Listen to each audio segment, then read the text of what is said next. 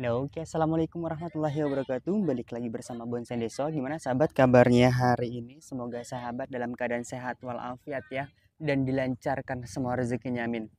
Nah, oke, jadi ini khusus konten yang menurut saya pribadi banyak sekali ditanyakan oleh teman-teman kita ya.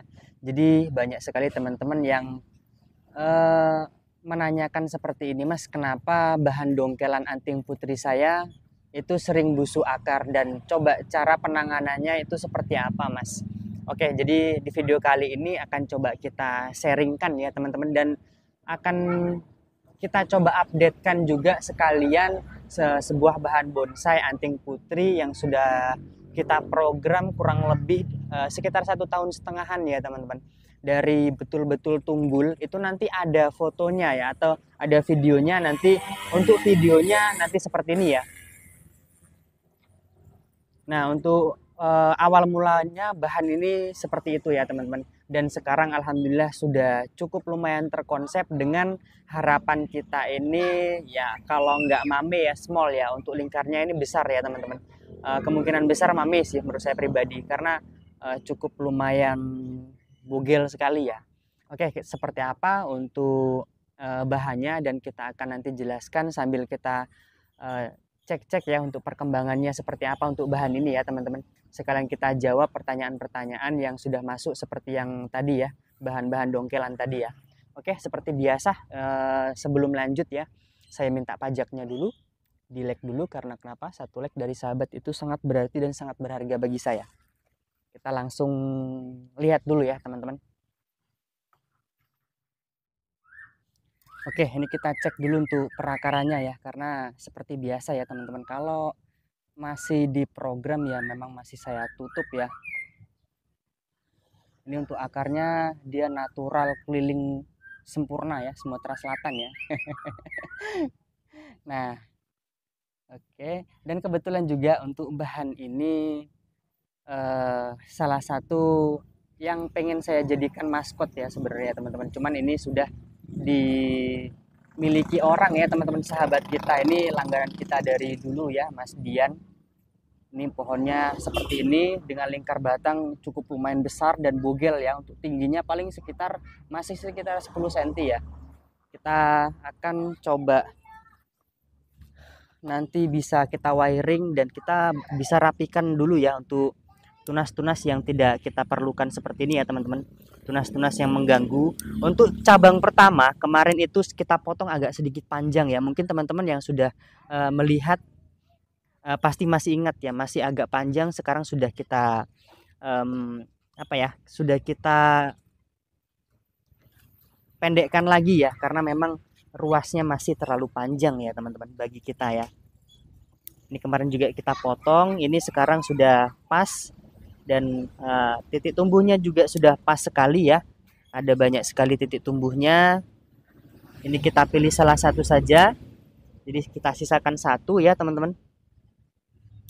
Nah, untuk menanggapi pertanyaan yang tadi ya, yang di awal sudah saya sepilkan sedikit. Jadi Mas, kenapa sih eh, pohon yang kita program ini bahan dongkelan kok tiba-tiba mati, Mas?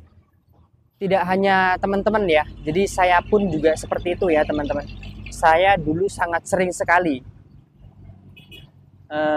dapat seperti itu ya, atau mengalami hal yang sama seperti yang teman-teman rasakan ya.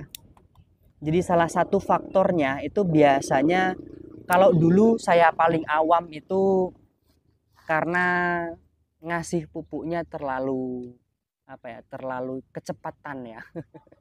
Jadi kalau untuk di anting putri, apalagi pohon yang baru datang, jangan pernah sekali-kali dikasih pupuk ya. Memang sangat sering sekali saya mengatakan seperti itu, sampai mungkin nggak bosen-bosen saya mengatakan seperti itu, karena ada aja setiap hari itu yang DM saya, yang WhatsApp saya, teman-teman itu sharing, Mas, kenapa sih keluhannya hampir sama ya teman-teman, yaitu busuk akar. Dan setelah saya cek memang beliau pengennya pohon itu langsung subur, tumbuh subur, ternyata malah ya itu tadi kesalahan dari kita sendiri ya teman-teman, karena terlalu cepat memberikan pupuk. pohon itu belum subur, dia sudah dikasih pupuk duluan dengan harapan atau dengan apa ya, mungkin pengennya dia langsung ngejos, langsung nari gitu ya. Karena kita bermain di bonsai tidak bisa seperti itu ya teman-teman. Kita program aja kita sangat sering sekali untuk ngenol ya, apalagi kita baru mau menghidupkan ya. Nah, salah satunya seperti itu. Terus untuk yang kedua, biasanya kalau bisa ya teman-teman, kalau memang betul-betul dari tunggul ya, betul-betul dari tunggul tanpa bawaan media, itu direndam dulu ya, direndam dulu menggunakan boleh B1 atau cairan bawang merah ya, itu direndam selama 1 hari 1 malam juga boleh ya. Kalau bisa ya sehari ya, itu lebih afdolnya ya teman-teman. Yang kedua, media sesteril mungkin. Kalau bisa diusahakan pakai pasir bangunan saja ya teman-teman. Pakai pasir bangunan. Kalaupun mau pakai pasir Malang itu pakai pasir Malang yang halus. Kalau mau dipakein kokopit, pakein sedikit saja ya untuk menjaga kelembapan saja ya teman-teman. Karena kalau full pasir Malang biasanya itu dia cepat habis ya atau cepat kering ya teman-teman untuk airnya. Nah, makanya untuk apa ya, perekondisian pertama ini sangat penting, ya itulah tadi ya teman-teman. Terus untuk yang selanjutnya media sudah, penanganan untuk pemberian B1 sudah. Nah, untuk yang selanjutnya ini penempatan, apakah penempatan itu langsung kena sinar matahari atau tidak? Kalau saya jangan, apalagi musim-musim sekarang ya, musim-musim penghujan seperti ini memang sangat rawan sekali ya teman-teman. Tidak hanya dengan bonggolan ya. Jadi sepengalaman saya pribadi, pohon-pohon yang sering kena air hujan seperti ini, apalagi yang sudah di pot-pot seperti itu, sering kena air hujan itu dia tiba-tiba menguning juga bisa ya teman-teman. Terus seperti terbakar juga bisa ya. Itu efek samping dari air hujan yang bersifat asam ya teman-teman. Karena air hujan itu dia sudah tercampur polusi. Itu salah satunya ya. Untuk selanjutnya apalagi ya, tadi sudah, untuk media sudah, B1 sudah. Nah, penempatan ya. Untuk penempatan sekarang, untuk penempatan kalau bisa ditaruh di tempat yang teduh ya. Kalau bisa ya jangan kena air hujan. Sesekali kena air hujan tidak apa-apa ya. Di bawah paranet juga bisa. Kalau bisa jangan terlalu kena sinar matahari boleh ya. Saya tidak membatasi untuk terkena sinar matahari karena um, kita makhluk hidup ini memerlukan sinar matahari ya untuk hidup ya teman-teman. Cuman jangan terlalu sering, kalau bisa ya. Kalau memang baru dongkelan atau bonggolan itu ya cuman sejam 2 jam udah cukup lah ya. Intinya pas pagi hari aja, setelah itu full teduh ya teman-teman, kalau bisa seperti itu. Supaya menjaga apa ya, kelembapan itu dia terjaga, terus cepat untuk keluar tunas baru ya. Nah, ini sekalian akan kita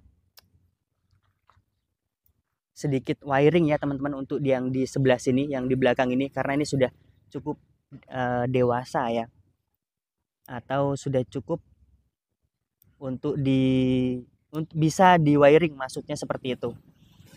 Untuk yang di sebelah sini bagian cabang kedua ini saya masih apa ya, masih ragu nih. Nanti coba kita sharingkan dulu dengan Mas Dian ya. Ini kalau menurut saya pribadi lebih enak di nol lagi ya. Kita pakai yang di sebelah sini ya teman-teman untuk cabang keduanya. Karena kalau untuk di sini nanti dia agak sedikit ke depan ya, agak sedikit ke depan. Kalau dia pakai yang ini untuk tunas yang di sini ini pas sekali nih. Cuma nanti kita eh, sharingkan dulu kepada beliau ya, enaknya gimana nih. Karena kalau saya pribadi semua pohon yang dititipkan di sini itu biasanya saya melakukan apa ya, sharing kepada yang punya ya teman-teman. Kalau beliau sudah cukup seperti ini konsepnya, tinggal dilanjutkan saja juga boleh. Cuman kalau saya pribadi lebih enak agak sedikit di nol aja ya. Oke, kita akan langsung kasih wiring dulu ya.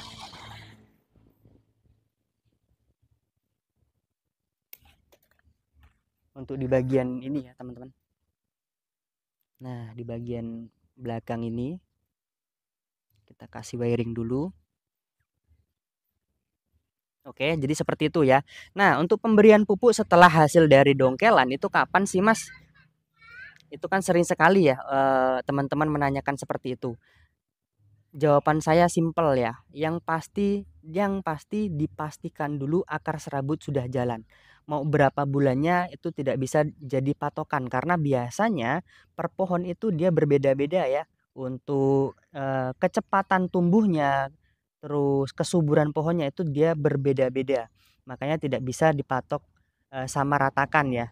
Patokannya intinya kalau akar serabut sudah jalan, sudah banyak, boleh kita kasih pupuk ya teman-teman.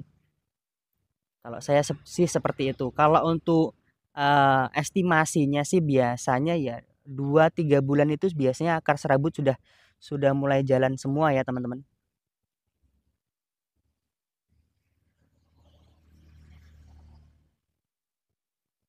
Biasanya sih seperti itu. Kalau sepengalaman saya loh ya, nggak tahu kalau teman-teman yang ada tips yang memang lebih ampuh boleh nanti disiringkan ke atau dibagikan di dalam kolom komentar ya. Oke, yang ini kita biarkan dulu supaya nanti dia agak sedikit ke bawah seperti ini ya. Ini sebagai agak sedikit ke atas seperti ini. Jadi zigzag dia ya. Nah, seperti itu ya teman-teman. Untuk hasilnya ini sangat bugil sekali. Ini kalau ada perbandingan korek kita kasih perbandingan korek ya karena ini masih puasa ya teman-teman. Oke, mungkin cukup seperti itu updatean sebuah bahan bonsai ini dan pengalaman yang saya kasih ini pure memang saya pribadi yang mengalami ya, bukan apa ya bahasanya itu dari siapa-siapa ya teman-teman. Itu memang pure dari pengalaman saya pribadi. Oke, mungkin cukup seperti itu untuk video kali ini. Semoga menginspirasi, semoga ada yang bisa diambil dari video kali ini. Mohon maaf misalkan ada kata-kata saya yang kurang berkenan. Salam dari saya, salam dari Bonsai Deso. Assalamualaikum warahmatullahi wabarakatuh.